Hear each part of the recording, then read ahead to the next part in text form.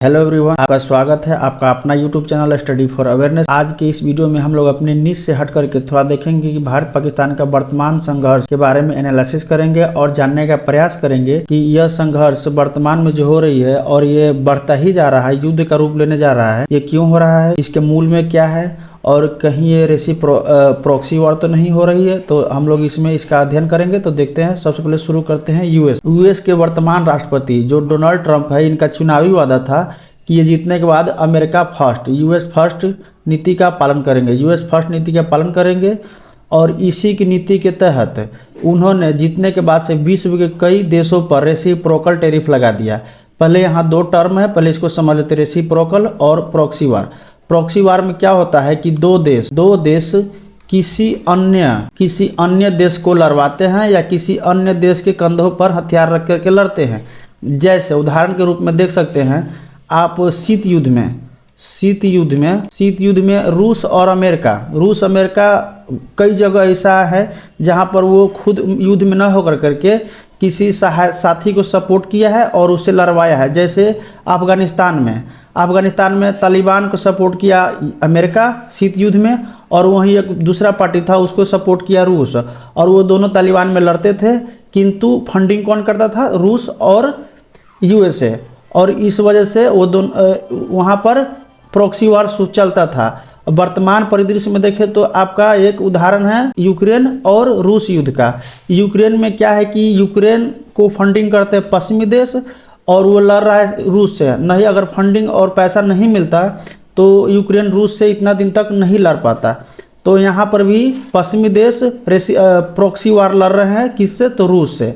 तो इसे प्रॉक्सी वार कहा जाता है। जो खुद न लड़ करके किसी और से लड़वाते हैं उसे प्रॉक्सी वार कहते हैं। अब वर्तमान में हम लोग भारत पाकिस्तान के देखें तो यहाँ भी कई विद्वान और कई जो युद्ध के एनालिटिक्स है उन्होंने यही अनुमान लगाया है कि ये चीन का प्रॉक्सी वार हो सकता है, क्योंकि चीन नहीं चाहता है कि भारत स्थिर रहे और यहाँ औद्योगिक विकास हो, भारत का विकास उनके जैसा हो जाए और चीन को एशिया प्रशांत क्षेत्र में टक्कर मिले, इसलिए चीन इस तरह का व्यवहार कर सकता है।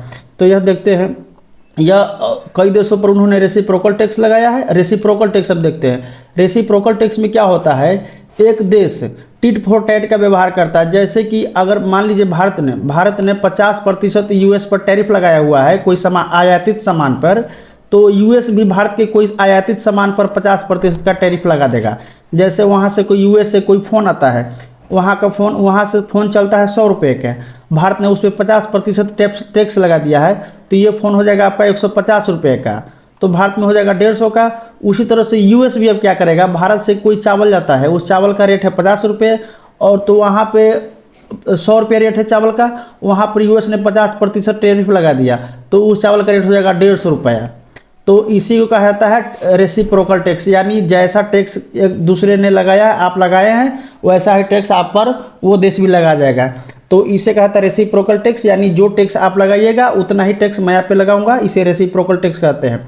चलिए आगे देखते हैं हम लोग। यह बात और है कि भारत पर चीन की अपेक्षा यूएस ने नरमी दिखाई है। यूएस ने नरमी दिखाई है क्योंकि डोनाल्ड ट्रंप के साथ मोदी जी और भारत का थोड़ा सा अच्छा रिलेशन है, और इसका एक कूटनीतिक राजनीति भी है कि भारत को वो कम टैक्स लगाते हैं, उनके साथ भारत का हथियार खरीदना बेचने का भी डील चल रहा है।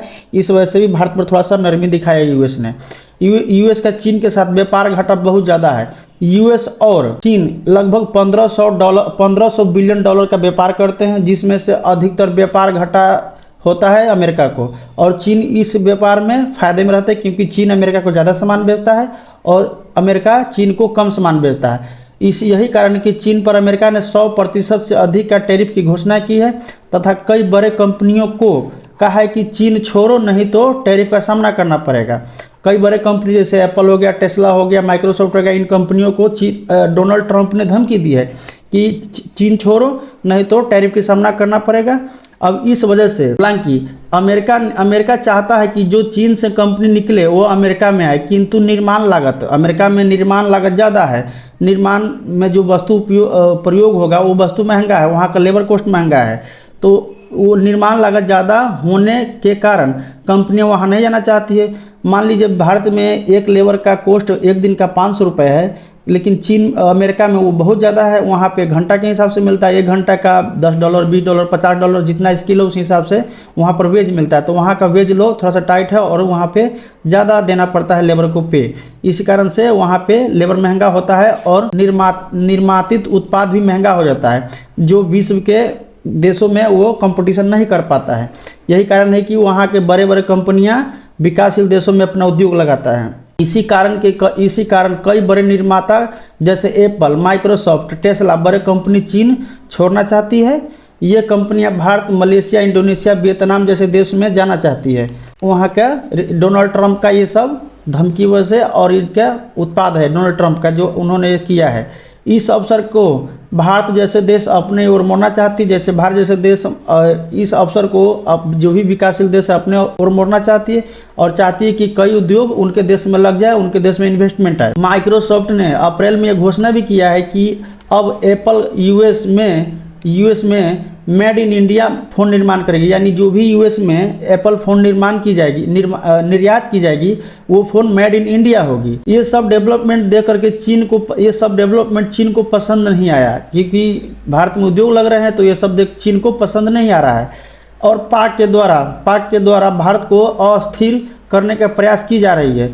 चीन जानता है कि युद्धरत देश में कोई भी कंपनी उद्योग नहीं लगाएगा, और यही कारण है कि वो युद्ध में भारत को धकेलना चाहती है। चीन चाहता है कि भारत पाक युद्ध में उलझ जाए।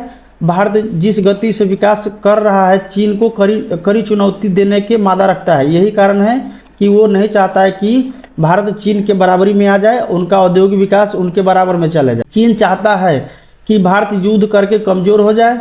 बिल्कुल सही है, आपका पड़ोसी चाहेगा कि आप कमज़ोर हो जाए। चीन नहीं चाहता है कि भारत में उद्योग लगे और भारत का औद्योगिक विकास हो। चीन यह भी नहीं चाहता है कि एशिया में कोई टक्कर देने वाला हो, चीन को टक्कर देने वाला कोई हो। वर्तमान संघर्ष की बात करें तो भारत पाक संघर्ष तत्कालीन कारण यह हुआ कि 22 अप्रैल 2025 को पहलगाम में पाकिस्तानी आतंकवादियों द्वारा धर्म के आधार पर कई निर्दोष व्यक्तियों की हत्या किया है। धर्म पूछ करके और सारे पुरुष की हत्या कर दिया। लगभग 25 से 26 व्यक्ति की हत्या किया इन्होंने, आतंकवादियों ने। भारत ने जवाबी कार्रवाई में ऑपरेशन सिंदूर शुरू किया। पाकिस्तान में कई आतंकवादी ठिकानों पर रॉकेट से हमला किया। अब यह संघर्ष बढ़ता ही जा रहा है। पूरा विश्व चिंतित है कहीं यह छोटा युद्ध परमाणु युद्ध में न बदल जाए। तो हम लोग देखेंगे पाकिस्तान का इतिहास और पाकिस्तान के टाइमलाइन शॉर्ट में कि किस तरह से पाकिस्तान का विकास और पाकिस्तान का वर्तमान हालत जो है स्थिति में यहाँ तक पहुँचा हुआ है। पाकिस्तान का नाम 1933 में चौधरी रहमत अली ने दिया था और यह कैम्ब्रिज विश्वविद्यालय के विद्यार्थी था। याद रखिएगा, कैम्ब्रिज विश्वविद्यालय के विद्यार्थी था चौधरी रहमत अली। 14 अगस्त 1947 को पाक, वहीं भारत 15 अगस्त 1947 को अंग्रेजों से आज़ाद हुआ। अक्टूबर 1947 में पाक ने कबायली जनजाति की मदद से भारत पर हमला किया। इस युद्ध में पाक को मुंह के खानी पड़ी। इस युद्ध में भारत ने त्वरित कार्रवाई किया और पाकिस्तानी जो भी सेना की मदद से कबायली भारत पर हमला किया था, जम्मू कश्मीर पर हमला किया था, उसे वहां से वापस किया और बुरी तरह से परास्त किया। और इसी युद्ध में भारत के जम्मू कश्मीर आधा भाग उसके हिस्से में चले गए। पाक की आज़ादी के बाद मोहम्मद अली जिन्ना गवर्नर बने तथा लियाकत अली खान प्रधानमंत्री बना। और मोहम्मद अली जिन्ना 1 साल के अंदर में उनका डेथ हो गया क्योंकि वो टीबी से पीड़ित थे। आगे हम देखते हैं 1956 में पाक का पहला संविधान लागू हुआ। पहला इसलिए कहा जा रहा है क्योंकि वहाँ संविधान कई बार बने हैं और संविधान बनना वहाँ कोई बड़ी बात नहीं है। आगे देखते हैं हम लोग 1965 में फिर से पाक ने भारत पर हमला किया और बुरी तरह से 1965 में भारत पर इस आशय से हमला किया कि 1962 ईस्वी में भारत चीन युद्ध हुआ था और उसमें भारत को बहुत सारा नुकसान हुआ था चीन से युद्ध करके। तो इस अवसर का लाभ उठाते हैं और भारत पर हमला करते हैं, भारत का कुछ भूमि हथिया लेते हैं। लेकिन इस युद्ध में भी पाकिस्तान को बुरी तरह से हारना पड़ा क्योंकि भारत उतना भी कमज़ोर नहीं हुआ था कि पाकिस्तान जैसे देशों से हार जाए। आगे देखते हैं 1971 का पाक का 2 भाग होना। 1971 में हमारी प्रधानमंत्री इंदिरा गांधी ने पाकिस्तान के 2 भाग कर दिए और बांग्लादेश का जन्म हुआ। भारत पाक युद्ध, इसमें भी पाकिस्तान बुरी तरह से हार गया 1971 के युद्ध में भी। और विश्व इतिहास में सबसे बड़ा आत्मसमर्पण 1971 के युद्ध में देखना पड़ा। 90,000 पाकिस्तानी सैनिक आत्मसमर्पण भारत के सेना के सामने किया और यह अब तक का विश्व इतिहास में सबसे बड़ा आत्मसमर्पण था। 1973 में पुनः दूसरी संविधान बना और लागू हुआ। क्या देख रहे हैं, संविधान दूसरी बार लागू हुआ। 1978 ईस्वी में बेनजीर भुट्टो पाक की पहली महिला प्रधानमंत्री बनी और 2008 में उन्हें बम ब्लास्ट के द्वारा उनका हत्या कर दिया गया। 1999 में भारत क्षेत्र कारगिल नामक पहाड़ पर चुपके से कब्जा किया। भारत ने ऑपरेशन विजय शुरू किया इसे पाने के लिए और पाक को बुरी तरह से हराया और अपना क्षेत्र कारगिल वापस किया। इस युद्ध में कर्नल बात्रा बहुत फेमस हुए क्योंकि उनका एक डायलॉग बहुत ज़्यादा फेमस हुआ, ये दिल मांगे मोर, और इस नाम पर एक फिल्म भी बना हुआ है, आप लोग देख सकते हैं। वर्तमान में भारत ने ऑपरेशन सिंदूर शुरू किया और हम लोग ये देखेंगे कि क्या पाकिस्तान का अर्थव्यवस्था इस लायक है कि वो भारत जैसे बड़े देशों से युद्ध कर सके, या फिर सचमुच में ये एक प्रॉक्सी वॉर लड़ रहा है जो चीन के द्वारा फंडित है। 2025 में पाकिस्तान की जीडीपी का अनुमान मूल्य लगभग 337 अमेरिकी बिलियन डॉलर है। याद रखिएगा, बिलियन डॉलर अमेरिकी डॉलर है, बिलियन अमेरिकी डॉलर। एक अनुमानित है कि पाकिस्तान का जीडीपी 2024 में 346 बिलियन अमेरिकी डॉलर थी।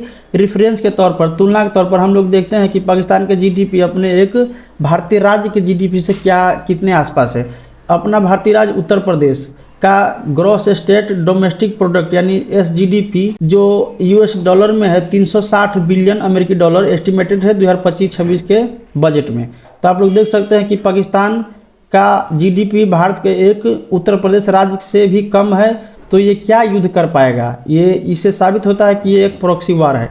पाकिस्तान एशिया प्रशांत में 11वें सबसे बड़ी अर्थव्यवस्था है, वहीं भारत दूसरा है, चीन प्रथम है, भारत दूसरा है, याद रखिएगा। और पाकिस्तान सबसे बड़ी एशिया प्रशांत में सबसे बड़ी 11वीं अर्थव्यवस्था है। देख सकते हैं क्या स्थिति है। रिपोर्ट के मुताबिक पाकिस्तान पर 131 अरब डॉलर का कर्ज है, भारी विदेशी कर्ज है, जो इसकी जीडीपी का लगभग 42% है और ये डिफॉल्ट होने के कगार पे। इतना कैसे चुकाएगा, ये एक चिंता का विषय है उनके लिए। पाकिस्तान को सबसे ज़्यादा कर्ज के मामले में चीन सबसे आगे है और नवंबर 2023 तक पाकिस्तान पर चीन का कर्ज लगभग 69 अमेरिकी बिलियन डॉलर है। देख सकते हैं उन्होंने ही सबसे ज़्यादा कर्ज दिया है चीन ने, और चीन का कर्जदार बना हुआ है पाकिस्तान, इसलिए तो सिपाही की भांति काम कर रहा है, चीन का सिपाही की भांति। 2025 में पाकिस्तान की प्रति व्यक्ति जीडीपी नॉमिनल जीडीपी के हिसाब से लगभग 1391 अमेरिकी डॉलर अनुमानित है। अंतर्राष्ट्रीय मुद्रा कोष IMF के अनुसार 2024 में प्रति व्यक्ति आय के मामले में पाकिस्तान विश्व में 161वें स्थान पर है, जबकि जीडीपी पीपीपी के मामले में यह 138वें स्थान पर है। अगर भारत की जीडीपी के मामले में देखा जाए तो यह 5वें स्थान पर है नॉमिनल जीडीपी के मामले में, और पीपीपी के मामला में देखा जाए परचेजिंग पावर पैरिटी के मामला में, पीपीपी का अर्थ होता है परचेजिंग पावर पैरिटी, इस मामला में देखा जाए तो भारत तीसरे स्थान पर है। तो आप देख सकते हैं कहाँ तीसरा 138वां स्थान, कहाँ तीसरा स्थान, कहाँ 161वां स्थान, कहाँ 5वां स्थान। किसी भी सूरत में 2% भी उम्मीद नहीं है कि पाकिस्तान भारत से जीते और युद्ध करे, लेकिन ये फिर भी कर रहा है। तो जाहिर सी बात है कि ये अपने कुव्वत पे युद्ध नहीं कर रहा। 2024 में पाकिस्तान का जीडीपी 373 अरब डॉलर थी, जबकि भारत का जीडीपी 3910 अरब डॉलर थी, जो करीब पाकिस्तान से 10 गुना अधिक है। 1980 में पाकिस्तान का जीडीपी लगभग 39 अरब डॉलर था, जबकि वहीं भारत का जीडीपी 186 अरब डॉलर था, जो अभी देखा जाए तो 10 गुना हो सका, जबकि उस समय 10 गुना नहीं हुआ, क्योंकि भारत उस समय की अपेक्षा उस समय से ज़्यादा विकास किया है। इसके अपेक्षा भारत ज़्यादा विकास किया है। 2024 में भारत की पर कैपिटा जीडीपी 2698 डॉलर थी, जबकि पाकिस्तान का 1588 प्रति व्यक्ति डॉलर है। 2008 से भारतीय जीडीपी में करीब 150% की वृद्धि हुई है, वहीं पाकिस्तान की जीडीपी में देखें तो 65% की वृद्धि हुई है। तो इस सारे डेटाओं से यह स्पष्ट होता है कि पाकिस्तान खुद अपने बूते पे युद्ध नहीं कर रहा है और ये किसी और के सहायता से युद्ध कर रहा है, और ये चीन का प्रॉक्सी वार लड़ रहा है। ऐसा युद्ध के एनालिटिक्स द्वारा कहा जा रहा है। कई विशेषज्ञ कह रहे हैं कि पाकिस्तान हो सकता है कि चीन का प्रॉक्सी वार कर रहा हो भारत को अस्थिर करने के लिए, भारत के विकास को बाधित पहुंचाने के लिए, भारत में डेवलपमेंट हो, भारत में औद्योगिक विकास न हो, भारत में बड़े उद्योग न लगे, इसी वजह से चीन ऐसा चाह रहा होगा। दोस्तों, आप लोग के वीडियो कैसा लगा है? अगर अच्छा लगा तो इस वीडियो को शेयर कीजिएगा, इस चैनल को सब्सक्राइब कीजिएगा, और इस मेरे द्वारा पढ़ाए जाने की जो तरीका है इसमें क्या सुधार की आवश्यकता है आप लोग कमेंट सेक्शन में जरूर लिखिएगा। वीडियो देखने के लिए धन्यवाद। जय हिंद, जय भारत।